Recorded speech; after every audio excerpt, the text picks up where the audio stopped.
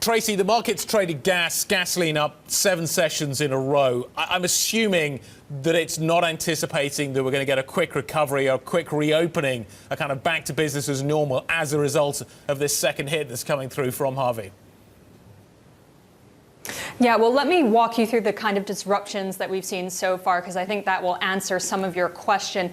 Those disruptions are really coming about through 2 ways right now. You have the basic outages primarily in refiners that are happening as the refiners either get flooded or because their employees can't actually get to work. But you also have energy infrastructure, especially the pipelines that are affected now. And one example of that, we've seen Marathon Petroleum's refinery in Galveston, Texas, said to be considering shutting down because it can't actually get the crude that it normally sources from pipelines operated by Magellan Midstream Partners. Those shut down on Sunday. Now, in terms of the estimates for how much refining capacity has been affected, we saw Platts say 12% of total U.S. capacity was down on the weekend. They since upped that number to 18% yesterday.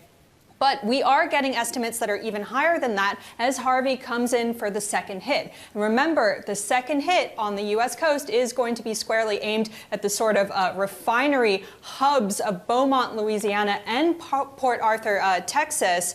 And that's why we're seeing some estimates saying that as much as 30% of refining capacity could end up being impacted. And in particular, you mentioned Motiva's refiner in Port Arthur. That is, of course, the biggest in the U.S. That's also when we start to get the cascade effect, because if all the refiners are shut, well, even if you're an oil company in, say, West Texas, that means you have nowhere to ship your oil, essentially.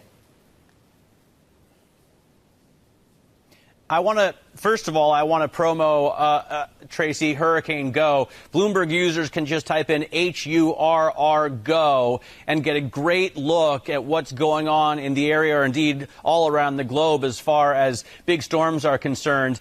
In Houston, Tracy, you talked to us yesterday about why WTI had actually fallen. So crude is coming down again today. Gas prices continue to soar. Is this because of the refinery issue only going to affect gas prices, or does anybody expect it to start affecting crude prices?